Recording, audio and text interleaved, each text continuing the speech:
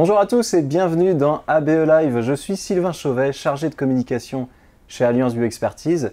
Et aujourd'hui, pour ce nouveau rendez-vous microbiologie, nous allons parler du nouvel automate développé et fabriqué ici chez Alliance Bioexpertise. Il s'agit du diluteur gravimétrique dernière génération, le Diluwell XL. Et pour cela, je suis en compagnie aujourd'hui de Nastasia Cherotsky. Bonjour Nastasia. Bonjour Sylvain, bonjour à toutes et à tous.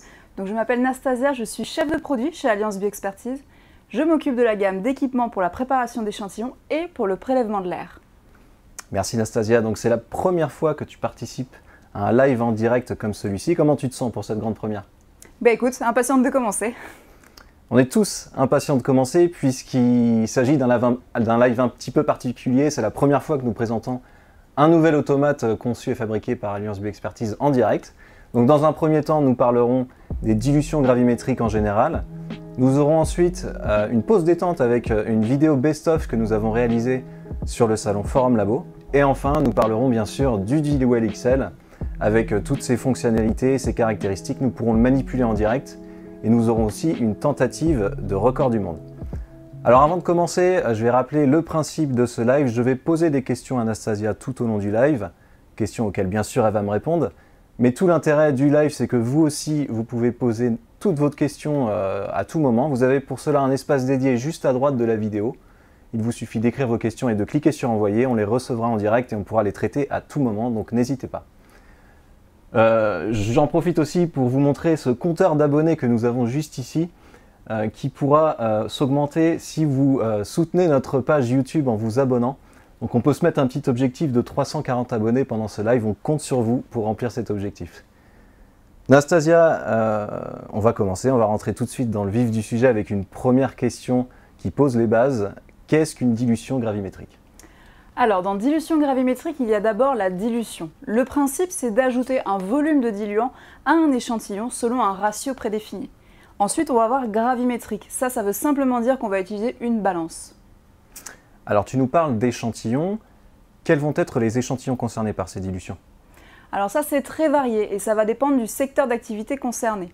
On va tout de suite penser à l'agroalimentaire puisque tout ce qui passe dans nos assiettes a été testé en amont. Mais on va aussi retrouver des prélèvements de surface, par exemple, réalisés avec des chiffonnettes dans des industries ou des élevages. On va retrouver des prélèvements dans le secteur cosmétique, notamment au niveau du maquillage, du savon par exemple, et on va aussi en retrouver dans le secteur de la santé avec l'industrie pharmaceutique et les dispositifs médicaux. Très bien, donc on constate que ça englobe vraiment beaucoup de secteurs. Maintenant, à quoi vont servir ces dilutions?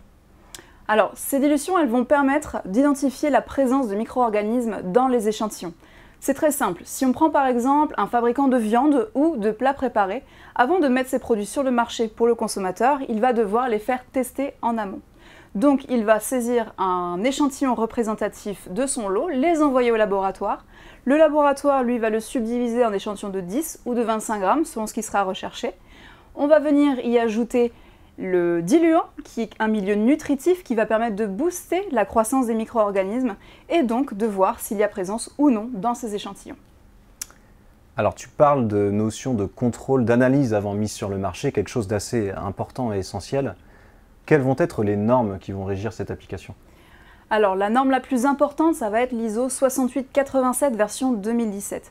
Celle-ci, elle va détailler la méthodologie pour réaliser les dilutions en microbiologie alimentaire. Donc elle va simplement nous dire qu'on va peser l'échantillon avec une tolérance de 5%. On va ajouter 9 fois son poids de diluant et ce diluant-là devra être versé avec une tolérance de plus ou moins 2%. On a aussi une petite ligne qui concerne les produits déshydratés, les échantillons déshydratés, et qui nous indique qu'il est nécessaire de faire une dilution inversée. L'idée, ça va être de verser d'abord le liquide, puis l'échantillon, pour éviter tout effet osmotique. Et est-ce qu'il existe d'autres normes comme celle-ci? Alors oui, on va aussi retrouver l'ISO 7218 version 2007. Celle-ci va plutôt nous définir ce qu'est un diluteur gravimétrique et les conditions dans lesquelles on doit l'utiliser. Donc un diluteur gravimétrique, c'est une balance qui est connectée à un système de distribution, bien souvent une pompe qui est programmable. On va devoir l'installer sur une surface stable, on doit pouvoir le mettre à niveau, et ce qui sera intéressant pour la suite, c'est surtout qu'on doit l'écarter de toute source de vibration. Alors aujourd'hui, on va bien sûr parler d'automatisation. Mais est-ce qu'aujourd'hui encore, certains laboratoires effectuent ces dilutions gravimétriques manuellement? Alors oui, bien sûr, et il y a 2 écoles pour ça. Dans tous les cas, on va venir peser précisément l'échantillon sur une balance. Donc on a une balance, un portoir, un sachet dans le portoir, on met l'échantillon. Ensuite, on va avoir 2 choix pour ajouter le diluant. Soit on verse à partir d'une bouteille prédosée, soit on va verser, pour des raisons d'économie, à partir de bouteilles plus volumineuses. Dans ce cas-là, on soulève la bouteille, on verse, souvent par à-coup pour pouvoir atteindre la précision qui est demandée. On est sur des risques de chute du portoir, d'éclaboussure. C'est aussi assez compliqué pour l'utilisateur. On va agrandir le risque de troubles musculo-squelettiques. Sans parler aussi de la traçabilité qui, elle, reste manuelle. On est donc sur une dilution qui peut être longue, fastidieuse et assez risquée. Ouais, au final, ça fait quand même beaucoup d'aspects plutôt négatifs. Au contraire, à l'inverse, qu'est-ce que l'automatisation va apporter à cette étape de dilution? Alors ça va d'abord apporter la standardisation. L'idée, ça va être de reprendre un protocole normé et de pouvoir le répéter exactement de la même manière, peu importe l'utilisateur. Ça va permettre d'améliorer la qualité de l'analyse. Ensuite, on va automatiser la distribution via la pompe. Ça va permettre de réduire les manipulations, mais aussi d'être plus précis. Donc on va préserver la santé de l'opérateur avec les faits qu'on réduit les manipulations. On va aussi réduire le nombre de contaminations croisées. Et aussi, on va avoir la traçabilité qui sera automatisée. Ça veut dire que toutes les informations du diluteur pourront être extraites directement à partir de votre PC ou d'une clé USB. C'est la fin des feuilles de paillasse qui sont difficiles à relire ou parfois perdues. Très bien. Donc tous ces aspects apportés par l'automatisation, bien sûr, nous les verrons dans la deuxième partie de ce live avec le Dilu LXL. Mais avant ça, on vous a promis une vidéo best-of. Donc pour vous expliquer plus en détail, il s'agit d'une vidéo que nous avons réalisée sur notre stand au dernier Forum Labo Paris avec tous nos partenaires. Vous allez sans doute reconnaître le format de cette vidéo. On vous laisse découvrir tout ça en direct et on se retrouve tout à l'heure. A tout de suite. D'accord, mais je ne connais rien au monde du sport. Ah, vous m'avez vu? Le sport, moi? Non. Plutôt Erlen Meyer du coup. Peut-être. La dernière fois que j'ai couru, c'était à Auchan parce qu'il pleuvait sur le parking. C'est tout.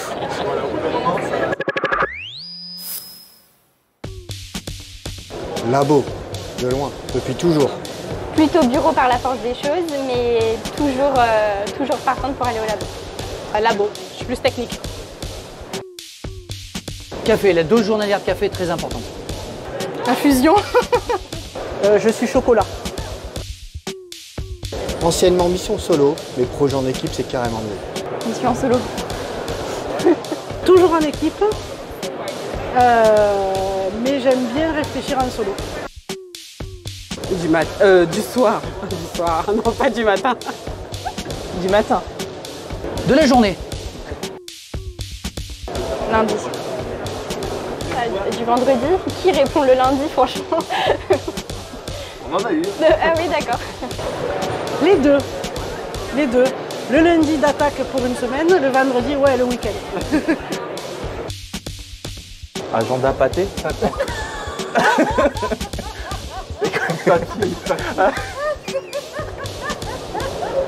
Agenda en ligne. Je suis en train de migrer vers l'agenda en ligne. Agenda papier, vous verriez mon bureau. Les lunettes de protection. La Charlotte, c'est horrible. Oh, lunettes de protection ou Charlotte? Bah, lunettes de protection. Je me mets toujours des trucs dans les yeux. Lunettes de protection. Ah non, comptez les colonies. Compter des colonies. Compter des colonies. Ah, compter les colonies. Allez, Louis Pasteur. Cocorico. J'ai pas de préférence. Ils sont tous les deux, ils ont été essentiels. Pasteur, restons français. Jamy, parce qu'il habite dans ma ville. Fred, il était sur le terrain. Fred et Jamy. Ah, le seigneur des labos. Frodon. Oh, la gare des étoiles. Pacifique. Oh, les deux, c'est pas mal. Les deux, les deux. Milieu maison. Milieu maison. Milieu maison. Surtout quand c'est nous qui le faisons. Milieu de culture maison, je cuisine un peu. Spirale. Spirale. Spirale. Spirale. Spirale. Matt Lesguy pour les lunettes. Mac Conquet, préparation des milieux. Mac les... Oh, les deux sont pas mal. Avec les collègues que j'ai, les deux sont pas mal. Ah, le deuxième, Afterworks. Et d'ailleurs, c'est pas assez souvent utilisé. Ouais. Afterworks dans un bar. Pas d'hésitation. Ah non, surtout le vendredi. Très bonne question. On va dire la Wi-Fi. Le. La Wi-Fi, non. Ah, le Covid. Alors là, anti la Covid. La Covid. La merde.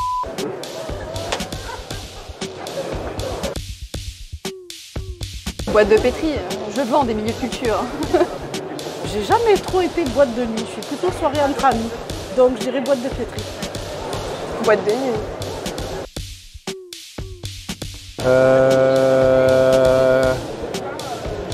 Julie Pietri. Boîte de pétri. Ah, alors je vais dire Julie Pietri parce que c'est mon époque. C'est quoi? LinkedIn, c'est un... Je sais ce que c'est. Aucun des deux. Je suis pas social en fait. LinkedIn. Instagram et Twitter. Grey's Anatomy. C'est pas sorcier. Non, c'est pas sorcier, c'est toute mon enfance. Alors c'est pas sorcier. Ah, c'est pas sorcier. Et voilà, merci beaucoup. Cool. Merci beaucoup. Mais de rien. C'est rigolo. Ça va, c'était sympa. Alors encore une fois, au nom de toute l'équipe d'Alliance Bioexpertise, je tiens à remercier tous les participants à cette vidéo. Comme promis, l'un d'entre vous sera tiré au sort à la fin de ce live pour gagner un Bacteki, donc le jeu société de la microbiologie, qui se trouve d'ailleurs juste ici, le Kies version microbiologie. Mais ça, on verra tout ça à la fin de ce live, puisque maintenant nous sommes à la deuxième partie du live avec le moment tant attendu de la présentation du... Ah, tiens, la régie, écran noir, qu'est-ce qui se passe? Même en régie. Ah non.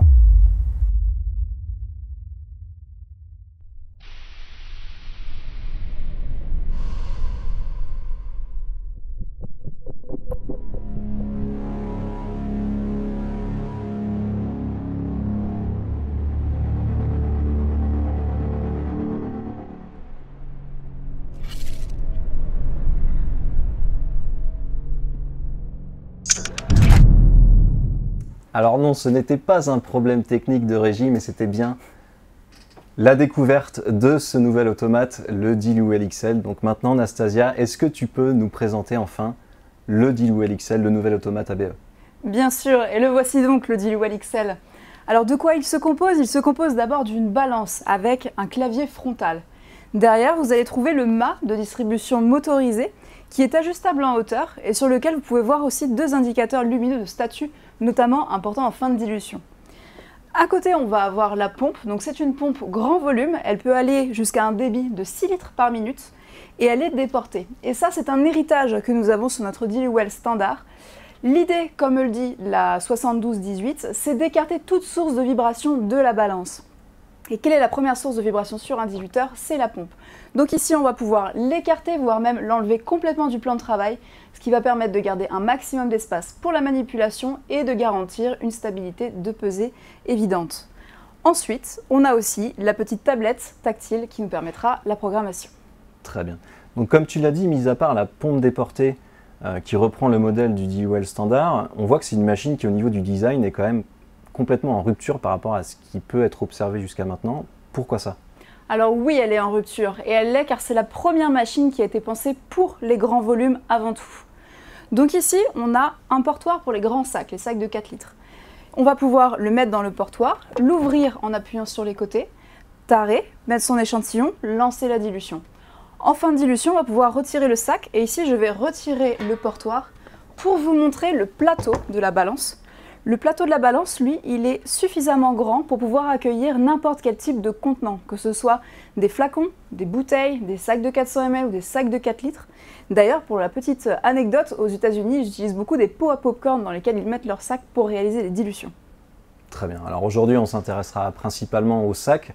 Je vois aussi que sur ma gauche... Oui, mais ça, Sylvain, je me permets de t'interrompre, on en parlera juste après. Très bien, ça marche. Justement, alors du coup, on va revenir ici. Si je comprends bien, on a une machine qui est vraiment dédiée au grand volume. Alors non, pas du tout. Elle n'est pas dédiée au grand volume. Avec la même configuration, vous allez aussi pouvoir réaliser précisément des dilutions au dixième de 10 grammes ou de 25 grammes. Voilà. Très bien. Alors ici, sur ce modèle-là, on voit par exemple qu'on a des paillasses... En tout cas ici dans cette pièce, des paillasses très larges où on a beaucoup d'espace. Si dans mon cas, dans le cas de mon laboratoire, j'ai des paillasses plus petites, est-ce que l'appareil s'adapte aussi à ça? Alors tout à fait, l'appareil il est adaptable. Vous avez ici la version dite portrait, c'est la position de la balance. Et si jamais vous avez des espaces plus restreints ou une méthode de travail spécifique, on peut aussi tout à fait se tourner vers le module en paysage. Encore une fois, la balance, le sens de la balance est plus conventionnel. Il est adaptable, ça veut dire qu'on va aussi pouvoir utiliser plusieurs types de portoirs. Que ce soit sur le portrait ou sur le paysage, on va aussi pouvoir utiliser des portoirs pour le 10 ou le 25 grammes. L'idée, c'est qu'on va toujours travailler sous hotte, c'est aussi quelque chose de très important. Donc on a toujours une vitre devant soi, c'est compliqué de lever les mains. Ici, avec le portoir 10 ou 25 grammes, on va pouvoir le rapprocher de soi, l'incliner pour pouvoir mettre son échantillon, ce qui permet de gagner quelques centimètres en hauteur. On le relève, on le repousse dans le fond et on lance la dilution. Ça permet pour une dilution au dixième de 25 grammes de la réaliser en environ 8 secondes. Très bien. Maintenant, j'aimerais qu'on s'arrête aussi sur cette tablette. À quoi va-t-elle servir? Alors cette tablette, quand vous arrivez le matin au laboratoire, que vous allumez l'appareil pour travailler, elle va s'allumer directement sur cet écran. C'est l'écran qu'on appelle de travail. Ici, vous aurez accès directement aux principales fonctions du DILUwell XL, notamment celle de sélectionner son programme. Donc j'arrive le matin, je vais dans Programme, je sélectionne mon programme en cours, et voilà. En fait, je n'ai rien de plus à faire pour commencer à travailler. Simplement 2 clics. Très bien. Donc on a vu qu'il y avait un programme existant. Cependant, est-ce qu'il est possible aussi d'en créer de nouveaux pour l'utilisateur? Oui, tout à fait. Et ça va se passer dans le même menu que celui dont on sort, donc on retourne dedans. Et on va cliquer sur la petite flèche plus, ce qui n'est pas une flèche d'ailleurs. Et ici, ça va être un simple jeu de questions-réponses, on va pouvoir le programmer. La toute première étant le type de programme que vous souhaitez faire. Donc là, on a 3 possibilités. La première, on en parle depuis le début de ce live, c'est la dilution. Donc l'idée, c'est d'ajouter un volume de diluant sur un échantillon. Si mon échantillon fait 25 grammes, je vais rajouter 225 ml de liquide. On va aussi avoir la possibilité, sur le DILUwell XL, de faire des dosages. Alors les dosages, c'est peu importe le poids de mon échantillon, je vais rajouter toujours le même volume de liquide. C'est beaucoup utilisé avec les prélèvements par chiffonnette par exemple. Ça veut dire que je vais toujours rajouter typiquement 225 ml. Le troisième mode, ça va être le mode poudre. Celui-ci, il est directement en lien avec la 6887 dont on a parlé tout à l'heure. L'idée, ça va être de verser tout ou partie du diluant avant la mise en place de l'échantillon. Par exemple, je vais pouvoir verser sur une dilution de 375 grammes au dixième mes 3375 ml de liquide avant de rajouter mes 375 grammes d'échantillon. Donc ici, pour l'exemple, on va faire un programme poudre. Donc on va pouvoir renseigner en haut le nom du programme. Le volume initial, c'est la portion de liquide que vous allez vouloir délivrer avant la mise en place de l'échantillon. Très souvent, on va être sur du 80 ou sur du 100%. En dessous, on va avoir le facteur de dilution. Ensuite, on a le diluant. Si vous voulez faire la traçabilité du diluant, vous allez pouvoir le sélectionner dans la liste. La vitesse de pompe et le poids échantillon et poids échantillon min-max, quelque chose d'intéressant. L'idée, ça va être de pouvoir enregistrer le poids minimum et le poids maximum que vous souhaitez avoir d'échantillon pour cette analyse. Très bien. Je me permets de t'interrompre. Oui. En gros, c'est ce qui va permettre à l'opérateur de sécuriser sa prise d'essai. C'est ça, car en fait, quand on va lancer la dilution, on va mettre l'échantillon et elle ne sera autorisée qu'une fois dans cette fourchette, entre cet écart. Et en dessous, en dernière ligne, on a la tolérance. C'est la tolérance des 2% que nous demande la 6887 en fin de programme. Donc ici, je vais valider le programme qu'on vient de réaliser et je vais le sélectionner et vous pouvez regarder à la caméra le mouvement du bras au moment de la sélection. On est sur une position spécifique au mode poudre. En fait, quand on est sur des échantillons de poudre, ce sont des échantillons qui sont assez volatiles et donc qui ont tendance à s'immiscer un petit peu partout. Donc ici, on va avoir l'ouverture du sac, l'endroit où on va manipuler l'échantillon. L'idée, c'était d'écarter au maximum l'embout pour le protéger justement de ces poudres qui peuvent s'envoler. Très bien. Donc là, on a créé et sélectionné un programme. Est-ce qu'il y a d'autres options pour optimiser les gestes du quotidien? Alors oui, il y en a deux. La toute première, si on le prend dans l'ordre chronologique de la manipulation, c'est l'autotar. L'autotar, vous allez prendre votre sac, le mettre sur le portoir, l'ouvrir, et l'appareil va reconnaître la présence du sac et tarer automatiquement. Ensuite, vous allez avoir l'autostart, c'est l'étape juste après. Mon sac est ouvert, je mets mon échantillon. Quand le poids est compris dans la fourchette dont nous venons de parler, l'appareil va automatiquement démarrer après quelques secondes. L'idée de ces options, encore une fois, c'est de simplifier au maximum les manipulations. Donc si on résume, on arrive le matin au labo, on sélectionne son programme en 2 clics, on positionne le sac, on ajoute son échantillon et là on n'a plus besoin de toucher la machine. C'est exactement ça. Si vous activez ces deux options-là, vous ne touchez même plus à la balance. Donc soit on opte pour cette solution automatisée, mais on peut aussi utiliser les boutons qui se trouvent en façade ici. Alors oui, tout à fait. Pour une manipulation plus libre, je dirais, nous avons accès à ces boutons. Alors, les bleus sont la tare, les verts sont le bouton pour lancer la dilution et le rouge pour l'interrompre. On est sur un clavier qui est ambidextre et si comme moi vous êtes gaucher dans les manipulations de tous les jours, c'est un vrai avantage. Et c'est surtout un clavier de classe industrielle, donc il est étanche et ça permet grandement de simplifier le nettoyage. Parfait. Alors encore une fois, on observe qu'en 2 clics, il est possible pour l'utilisateur de travailler. Maintenant, si dans mon laboratoire, je dois faire une vérification, j'ai un protocole de vérification, est-ce que le diluteur, le Diluwell XL, est capable de faire ça? Alors oui, en effet, il va pouvoir l'automatiser. On va avoir un menu spécifique dans lequel on va entrer et on va pouvoir sélectionner les poids à vérifier.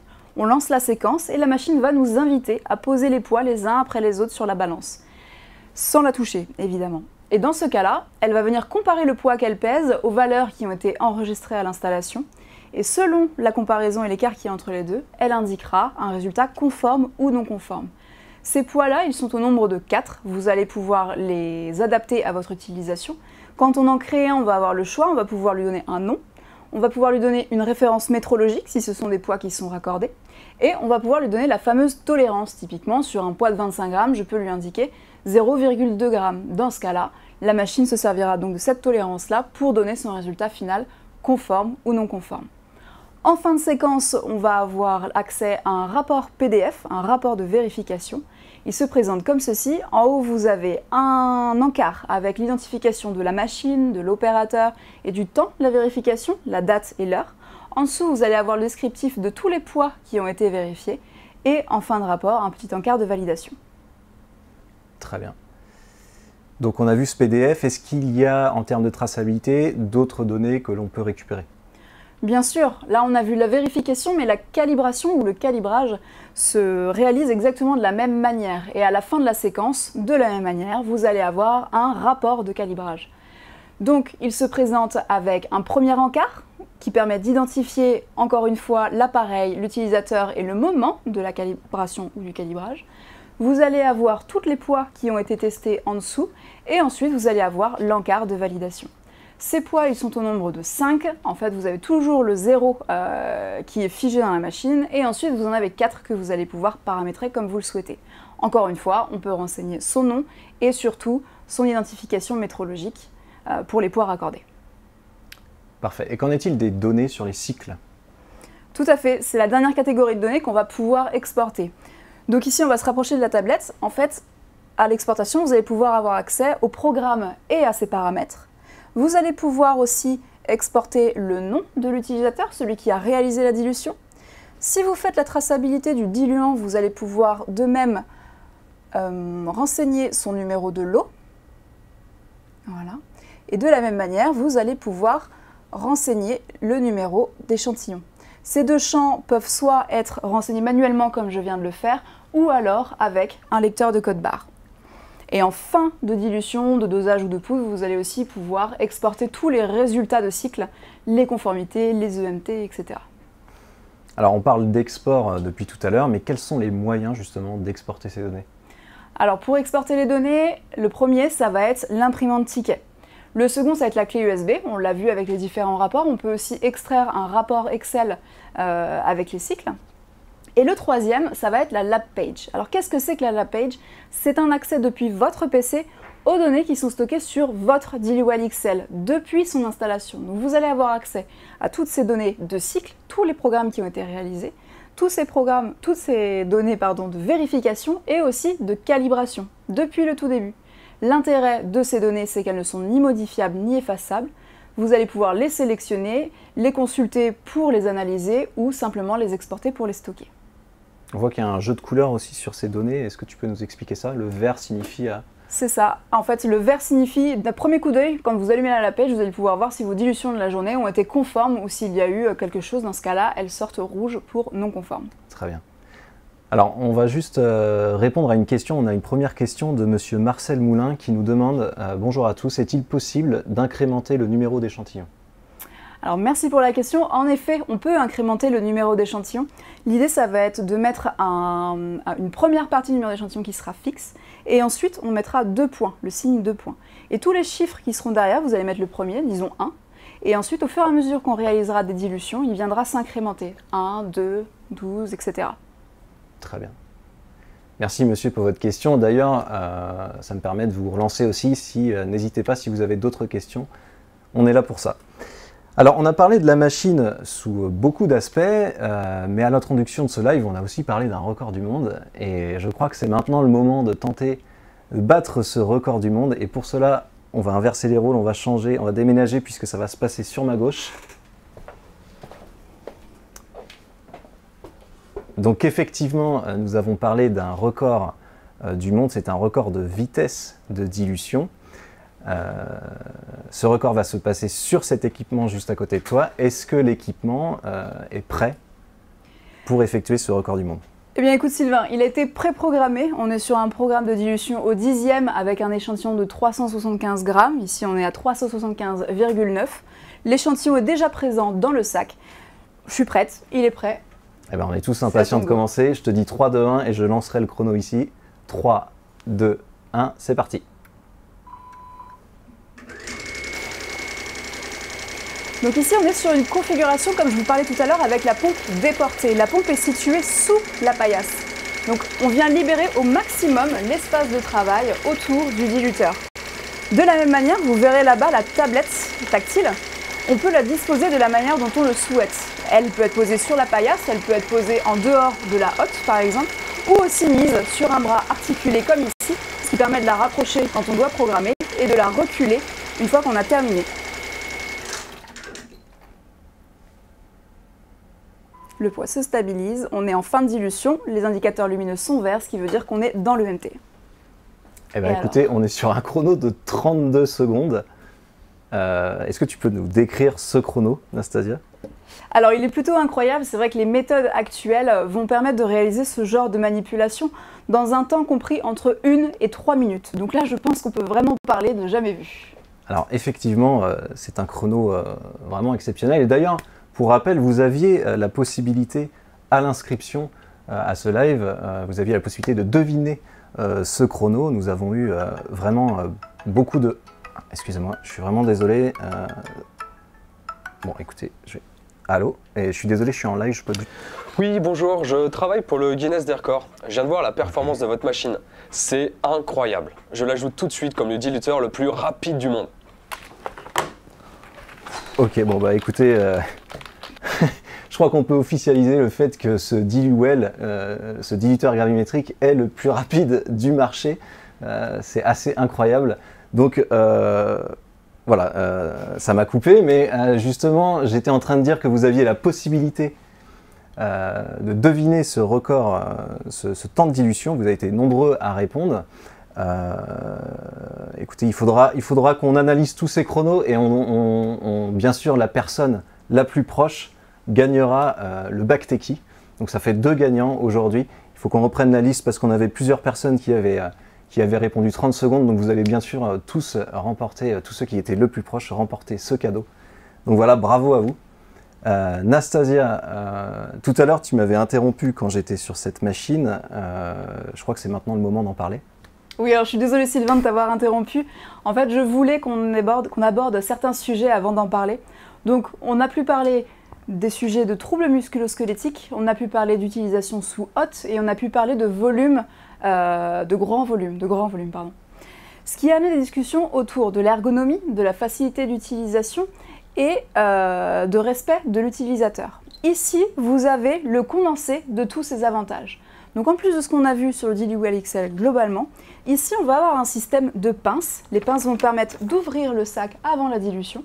Et le système de bac, lui, va permettre de faciliter le transport de l'échantillon. Il ne faut pas oublier qu'on travaille sous hotte, donc on a une vitre qui arrive ici. Ce sont des échantillons dilués au dixième de 375 grammes, donc on a quasiment 4 kg dans ce sac. Donc l'idée, c'est vraiment de rendre cette manipulation ergonomique.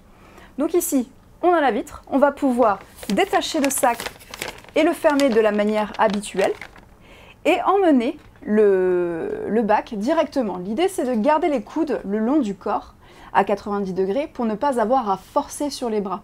Ce bac, il est empilable, on va pouvoir le mettre sur un chariot, direction le broyeur ou direction l'incubateur. Parfait, donc on a encore là une version qui est conçue pour le confort de l'utilisateur. C'est ça, on est sur des poids qui sont très lourds, l'idée c'est vraiment de le rendre le plus ergonomique possible. Alors on a vu la machine sous plusieurs aspects, plusieurs configurations. Est-ce que tu peux nous résumer tous les avantages du Diluwell XL? Alors, pour réinsister, le tout premier ce sera l'ergonomie. On est sur une machine qui a été pensée pour les grands volumes, qui a été créée pour travailler sous hotte. Donc on amène, que ce soit via cette méthodologie de travail ou via l'affichage tête haute de l'appareil, différentes caractéristiques qui vont venir donner du confort à l'utilisateur. On est sur un système modulaire. Vous le voyez ici, on a retiré la tablette et la pompe de l'espace de travail, ce qui a permis de libérer au maximum cet espace pour vos manipulations. La tablette, elle est très flexible, vous allez pouvoir la laisser à côté, vous pouvez la sortir de la hotte ou vous pouvez la mettre sur un bras.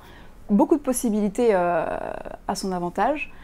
On a une configuration personnalisée, c'est-à-dire que selon vos analyses, on va pouvoir vous donner les bons outils, les bons portoirs, etc. Que vous fassiez des dilutions de 10 grammes, de 25 grammes ou de 375, peu importe les contenants. La vitesse, on l'a vu, on est sur un vrai outil de productivité. Vous divisez le temps de dilution de quasiment 4 en 4 fois, ce qui est énorme aujourd'hui.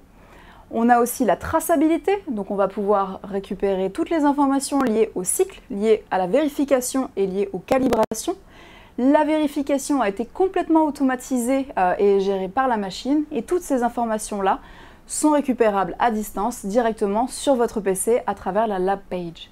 Enfin, on va avoir différents modes et options qui sont très avantageux. Les options, ce sont l'auto-tar et l'auto-start qui permettent de gagner, d'éviter un maximum de manipulation. On va avoir différents modes dilution, poudre, dosage, comme on a vu tout à l'heure. Et enfin, un dernier détail, l'identification des opérateurs peut aussi se faire si on l'active via des droits d'accès. L'opérateur pourra donc se loguer via un mot de passe qui permettra de pousser la traçabilité à son maximum. Très bien, merci Nastasia. Alors, à mon sens, il y a encore quelque chose qu'on a oublié, quelque chose qu'on n'a pas évoqué, c'est la source du diluant. Qu'en est-il de cette source? Alors oui, le Diluwell XL, lui, il est livré avec un simple jeu tuyau. Vous allez pouvoir le connecter à ce que vous voulez. Bien sûr, évidemment, le combo qui nous a permis aujourd'hui de réaliser ce record, c'est l'utilisation d'un Diluwell XL avec un auto-préparateur de la gamme MediaWell. Très bien.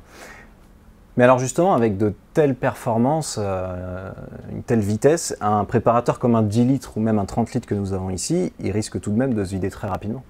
Alors ça c'est sûr, et il va sûrement falloir envisager des capacités un peu plus larges. Et est-ce que c'est quelque chose de prévu chez ABE? Eh bien écoute, c'est bien que tu en parles. En effet, la famille MediaWell s'agrandit chez Alliance Bioexpertise avec l'arrivée d'un 50 litres. Et ce qui est intéressant pour les utilisateurs actuels de MediaWell 30, c'est qu'on va avoir exactement la même empreinte, c'est simplement une cuve plus profonde. Parfait, ça fait du coup la découverte d'un nouveau produit et le lancement d'un deuxième nouveau produit. Que de bonnes nouvelles. Une autre bonne nouvelle, c'est qu'on a atteint notre objectif de 340 abonnés. Merci à vous. C'est un plaisir de vous accueillir parmi notre communauté YouTube. On va arriver à la fin de ce live. Moi, je n'ai plus de questions. Par contre, vous, s'il vous reste des questions, il est encore temps de les poser puisque nous allons procéder au deuxième gagnant. En fait, nous allons faire un tirage au sort parmi tous les participants de la vidéo que vous avez vue tout à l'heure. Pour ce faire, la régie va m'envoyer, comme à son habitude, très délicatement, la boîte avec voilà, tous les papiers avec le nom de tous les participants à cette vidéo. Alors,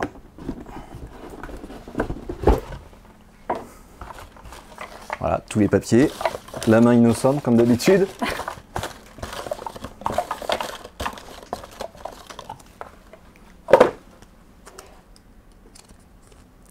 Il s'agit de Michael Lagache. Bravo à vous, vous remportez également un bac Techie, voilà, le KIES version microbiologie. Alors on va arriver à la fin de ce live, je vois qu'il n'y a pas d'autres questions. Bien sûr, si vous avez d'autres interrogations, nous restons disponibles. Vous pouvez nous contacter directement via notre site alliancebioexpertise.com. Pour rappel, nous avons toute une équipe de microbiologistes présents sur toute la France et également présents pour vous rencontrer à l'international. Voilà, ils peuvent venir dans votre labo pour échanger avec vous sur vos projets et vous faire des démonstrations de produits. Donc vraiment, n'hésitez pas à nous contacter. Voilà. Et quant à nous, on va vous dire à bientôt pour un prochain live. Merci Nastasia aussi à toi. Merci à vous tous d'avoir participé. À bientôt. À bientôt. Au revoir.